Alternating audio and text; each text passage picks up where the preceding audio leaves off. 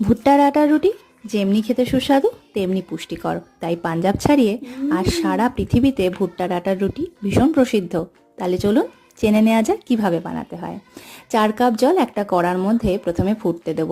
তার মধ্যে দিয়ে দেব আন্দাজ মতো লবণ, চিলি ফ্লেক্স, অরিগানো আর সাদা তেল। তবে চিলি ফ্লেক্স আর অরিগানোটা একদমই অপশনাল। আর ওই একই কাপের 4 কাপ ভুট্টার আটা ওই জলটা ফুটলেই ওর মধ্যে এক হাত দিয়ে ঢালতে থাকবো আর অন্য হাত দিয়ে অনবরত নাড়াতে থাকবো।